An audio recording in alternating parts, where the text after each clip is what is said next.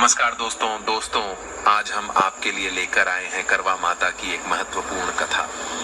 आज हम आप सभी को करवा माता के चमत्कार की एक छोटी सी कथा सुनाएंगे। इस कथा को करवा चौथ के व्रत वाले दिन हर एक सुहागन स्त्री को सुनना चाहिए। तो चलिए कथा को शुरू करते हैं। एक समय की बात है, देवी रुक्मणी भगवान श्री कृष्ण से कहती है, हे स्वामी, आज मैंने आपके लिए करवा चौथ का व्रत रखा है, इसलिए मैं चाहती हूँ कि आज आप मुझे करवा चौथ की व्रत कथा सुनाएं। तब भगवान श्री कृष्ण कहते हैं, हे देवी, मैं अवश्य ही आपको देवी करवा माता की कथा सुनाऊंगा, परंतु ध्यान रहे, आपको इस कथा को ध्यान पूर्वक सुनना होगा। तब देवी रुक्मणी बोलती है, हे स्वामी, मैं अवश्य ही इस कथा को ध्यान पूर्वक सुनूंगी। तब भगवान श्री कृष्ण कहते हैं, एक समय की बात है, एक सेठ अपने परिवार के साथ रहता था। उस सेठ के 7 बच्चे थे। सेठ के 6 पुत्र और एक पुत्री थी। पुत्री का नाम अलका था। वह सारे भाई अपनी इकलौती बहन से बहुत प्यार करते थे। सेठ की पत्नी अपने बच्चों को बहुत प्यार करती थी। सेठ का परिवार बहुत प्रेम से रहता था। धीरे धीरे समय बीतता गया। सेठ के बच्चे अब बड़े हो चुके थे। सेठ ने अपने सभी बच्चों का विवाह अच्छे घर की लड़कियों से करवाया। अलका का विवाह भी एक अमीर सेठ के लड़के से हुआ। एक समय की बात है, अलका कुछ दिनों के लिए अपनी मां के घर रहने के लिए आती है। तभी कुछ दिनों बाद करवा चौथ का व्रत आने वाला होता है। अलका अपनी भाभियों के साथ मिलकर इस व्रत की तैयारियां करने लगती है। फिर अलका और उसकी 6 भाभी मिलकर करवा चौथ का व्रत रखती है। अलका के भाइयों से अपनी बहन की पीड़ा देखी नहीं जा रही थी। भाइयों ने देखा कि उनकी बहन भूख प्यास से बहुत तड़प रही है। तभी अलका के भाइयों के मन में एक विचार आता है।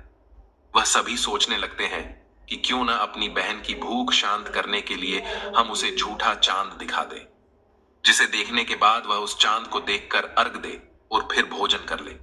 उन सभी भाइयों ने जंगल में जाकर आग जला दी और घर आके अपनी बहन से कहने लगे, बहन, वह देख चांद निकल आया है। अलका को बहुत भूख लगी थी। वह बस इंतजार कर रही थी कि कब चांद निकले और वह जल्दी से भोजन कर ले। अलका उस आग की रोशनी को चांद की रोशनी समझ के अर्घ दे देती है और फिर भोजन कर लेती है। जैसे ही वह पहला निवाला खाती है तो उसे छींक आ जाती है। फिर जब वह दूसरा निवाला खाती है तो उसके भोजन में बाल निकल जाता है। जैसे ही वह तीसरा निवाला खाने जाती है तो उसके ससुराल से खबर आती है कि उसके पति की तबीयत बहुत खराब है। तभी अलका अपना भोजन छोड़कर तुरंत अपने ससुराल जाने के लिए तैयार हो जाती है। तभी अलका की माँ उसकी विदाई करने के लिए सामान इकट्ठा करने लगती है, परंतु अलका की माँ को केवल सभी कपड़े सफेद रंग के दिख रहे थे। तब अलका बोलती है, माँ, रहने दो, मुझे अपने पति के पास जल्दी से जल्दी पहुंचना है। तब अलका की माँ कहती है, पुत्री, घर जाते समय तू अपने से बड़े छोटे सभी का आशीर्वाद लेते हुए जाना, और जो भी तुम्हें बड़ सुहागन होने का आशीर्वाद दे तो तुम उसे अपने पल्लू में गांठ बांध लेना। तब अलका बोलती है, ठीक है मां, अब मैं जा रही हूं। अलका अपने ससुराल जाने के लिए निकल जाती है। उसे रास्ते में बहुत सारे लोग मिलते हैं। वह सबका पैर छूती है और सब उसे आशीर्वाद दे रहे थे। कोई बोल रहा था, खुश रहो, दूधू नहाओ, पुतो फलो। अलका जैसे ही अपने ससुराल पहुंचती है तो वह देखती है कि उसकी छोटी नन्नद बाहर खड़ी थी। अलका उसका पैर छूती है और उसकी ननद उसे आशीर्वाद देते हुए बोलती है, बट सुहागन अलका जैसे ही यह आशीर्वाद सुनती है तो वह अपने साड़ी के पल्लू में उस आशीर्वाद को बांध लेती है।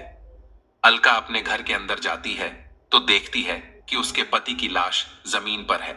वह देखती है कि उसके पति की अर्थी उठ रही थी। अलका अपने पति से जाकर लिपट जाती है और बोलती है, इन्हें मत लेके जाओ, मैं इनके साथ रहूंगी। तब सभी लोग जैसे तैसे करके अलका के पति की लाश उठाकर ले जाने लगते हैं। तभी अलका भी उनके साथ जाने लगती है। श्मशान घाट पहुंचने के बाद अलका अपने पति की लाश को जलाने से मना कर देती है। वह बोलती है, नहीं, कोई भी मेरे पति की लाश नहीं जलाएगा। अलका अपनी पति की लाश को जलाने से मना कर देती है।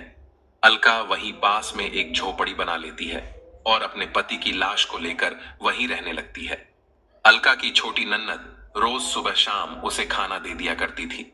अलका रोज सुबह उठकर भगवान की पूजा करती और आने वाले चौथ के सारे व्रत रखने लगी थी।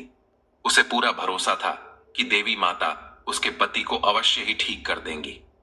जितने भी चौथ के व्रत आए अलका ने वह सभी व्रत रखे और सारी देवी उसे एक ही बात कहती कि तुझसे करवा माता क्रोधित है, इसलिए उन्होंने तेरे पति को तुझसे छीन लिया है।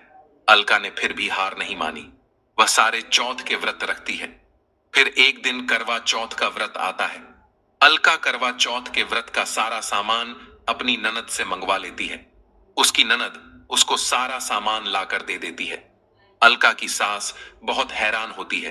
वह अपनी बेटी से कहती है, मेरे बेटे की मौत के बाद से मेरी बहू पागल हो गई है। उधर अलका करवा चौथ का व्रत करती है और पूरे विधि विधान से माता करवा की पूजा करती है। उसकी पूजा भक्ति से प्रसन्न होकर माता उसे दर्शन देती है।